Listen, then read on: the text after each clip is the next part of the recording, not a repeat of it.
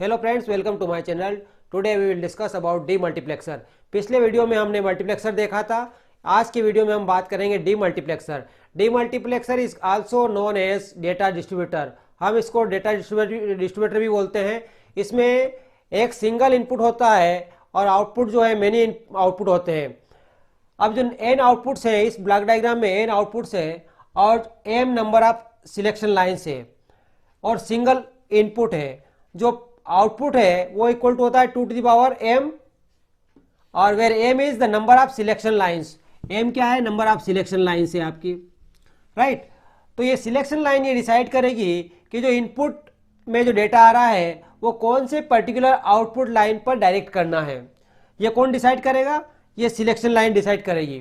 For example, यदि हमारे पास यहाँ पे जो है वो 1:n डी मल्टीप्लेक्सर है, यदि हमें 1:4 डीमक्स की बात करते हैं, 1:4 डीमक्स की बात करेंगे तो आउटपुट लाइन जो है वो कितनी है?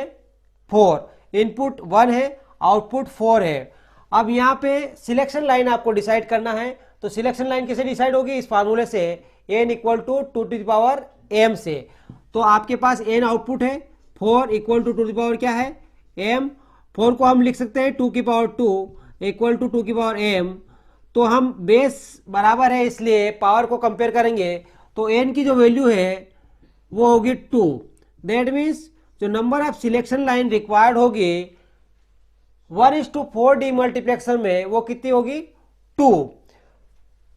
तो हम अब देखेंगे 1:4 मल्टीप्लेक्सर की design. 1:4 multiplexer, sorry 1:4 D multiplexer. D multiplexer जो है वहां पे इसमें एक इनपुट है और 4 आउटपुट है। 1:4 डीमक्स, राइट। अब आपके पास इनपुट जो है वो आपका 1:4 दैट मीन्स 1 है, ये इनपुट हो गया। और यहाँ पे आपके पास ये आउटपुट होंगे 4, y0, y1, y2 and y3। और आपके पास सिलेक्शन लाइन होगी S0 एंड S1, जो निकाल चुके हैं अपन। 2 सिलेक्शन लाइन है, S0 एंड S1। अब देखिए जो Y जो है, अब हम इसे ट्रूथ टेबल बनाएंगे। ट्रूथ टेबल से इसको क्लियर हो जाएगा आपको कि जो इनपुट है वो आपके पास क्या है? D इनपुट है, डेटा इनपुट D। और आपके पास सिलेक्शन लाइन जो है S0 और S1 है, राइट। और ये सिलेक्शन लाइन से, और यहाँ पे y0, y1, y2 और y3 ये आपके पास आउटपुट लाइन्स है। सिलेक्शन लाइन्स 0 0 4 कॉम्बिनेशन बनते हैं, 0 1, 1 0 और 1 1। ये सिलेक्शन लाइन के 4 कॉम्बिनेशन है। इनपुट सेम है, D D D और D। अब यदि सिलेक्शन लाइन 0 0 होगी तो ये जो इनपुट का डेटा है D, that will be forwarded to या directed to the output line y0, है ना। यदि सिलेक्शन लाइन की वैल्यू 0 0 होगी तो यहाँ का जो इनपुट डेटा D है वो कहाँ डायरेक्ट होगा? y0 पे। दैट मीन्स यहाँ पे मिलेगा D, बाकी सब में क्या मिलेगा अपने को? 0। नाउ यदि हमारे पास सिलेक्शन लाइन 0 1 होगी, सिलेक्शन लाइन की वैल्यू 0 1 होगी, तो जो इनपुट का डेटा D है that will be directed to the y1। ये कहाँ डायरेक्ट होगा?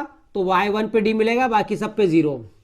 और सिमिलरली यदि हमारा सिलेक्शन लाइन की वैल्यू 1 0 होगी तो जो इनपुट का डेटा D है that will be directed to the output y2। तो y2 पे हमें D मिलेगा, बाकी 0। एंड सिमिलरली 1 1 यदि सिलेक्शन लाइन हुई तो आउटपुट जो है वो y3 पे मिलेगा, बाकी सब 0, राइट। अब ये हो गई हमारे पास ट्रूथ टेबल। यदि आपके पास ट्रूथ टेबल है तो we can write the boolean expression directly, इसलिए हमारे पास अवेलेबल ट्रूथ टेबल है। इस ट्रूथ टेबल से हम बुलियन एक्सप्रेशंस लिखेंगे। तो y0 इक्वल टू क्या होगा? यहाँ y0 इक्वल टू इनपुट में क्या है? D। इनपुट में अपने पास D है और सिलेक्शन लाइन S1 और S0 है। तो y0 इक्वल टू क्या होगा? इस y0 केस में आपके पास इनपुट में क्या है? पूरी कॉलम में केवल D यहाँ पे आ रहा है और इसके इनपुट में क्या है? S0 0 है, S1 0 है और D है।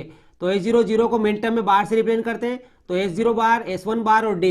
तो यहाँ पे मिला D, S1 बार और S0 बार।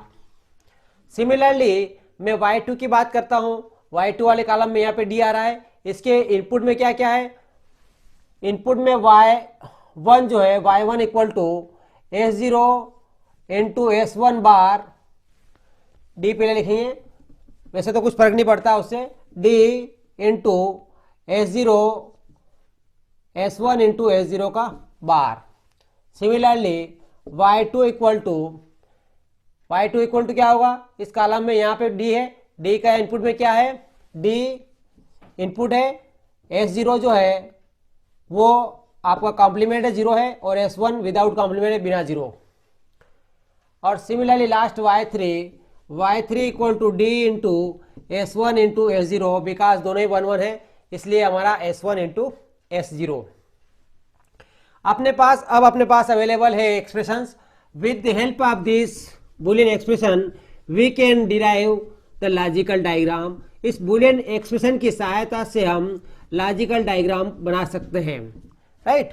तो हमारे पास क्या क्या इनपुट है? हमारे पास इनपुट D है, S0 है, S1 है, और कॉम्प्लीमेंट भी है, इसलिए S0 और S1 का बार भी लेना पड़ेगा हमें।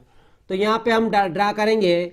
ये आपके पास S0 S1 हो गया, ये आपके पास S0 हो गया, और इसका कॉम्प्लीमेंट भी चाहिए, तो यहाँ पे हम नॉट गेट लगाएंगे, तो S1 का कॉम्प्लीमेंट मिलेगा। और यहाँ पे हम लगाएंगे एक नॉट गेट, तो यहाँ मिलेगा S0 का कॉम्प्लीमेंट। अब अपने पास D है,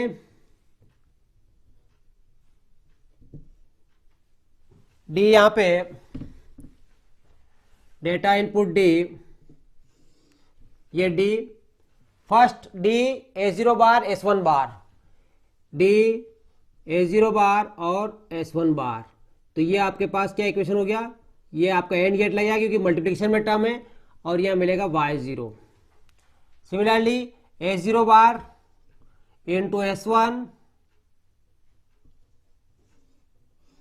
इंटू D,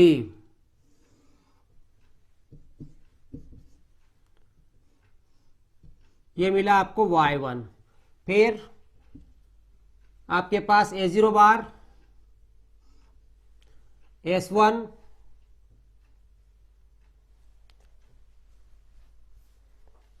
S0 बार, यहाँ पे आएगा S1 बार 1 0। फर्स्ट केस में अपने पास क्या 0 0 था, फिर आपके पास 0 1, फिर आपके पास आएगा 0 1 0 1, एंड देन आपके पास आएगा 1 0, राइट। थोड़ा सा क्लियरिफाई कर लेते हैं यहाँ पे, क्योंकि फर्स्ट जो है S0 और S1 दोनों 0 0 थे, दूसरे केस में S1 0 S0 1, तीसरे केस में S1 1 और S0 0, और चौथे में S1 और S0 दोनों 1 1 है। तो यहाँ पे थोड़ा सा क्लियर हो जाएगा ये आपका डायग्राम। S0 विदाउट बार से, यहाँ S0, फिर आपके पास आएगा S1 बार से, और फिर D, ये आपका 1 Y1, फिर अपने पास आया D S0 बार और S1, ये Y2, और फिर D S1 और S0, ये आपके आया Y3। इस प्रकार ये जो डायग्राम बना आपका, ये डायग्राम है 1:4 D multiplexer. Means input line 1 है और आउटपुट लाइन कितनी है 4 है। जो इनपुट लाइन ये D जो है, ये कौन से आउटपुट पे फॉरवर्ड होगा, that will be decided by this 2 selection lines. ये जो इनपुट है ये Y0 पे जाएगा, Y1 पे जाएगा, Y2 पे जाएगा या Y3 पे जाएगा, ये कौन डिसाइड करेगा? ये सिलेक्शन लाइन की वैल्यू। तो इस प्रकार हमने आज के इस वीडियो में देखा कि डीमल्टीप्लेक्सर क्या होता है, यानी डेटा डिस्ट्रीब्यूटर क्या है, और 1 to 4 डीमल्टीप्लेक्सर क्या है, उसकी डिजाइनिंग हमने देखी। Thank you.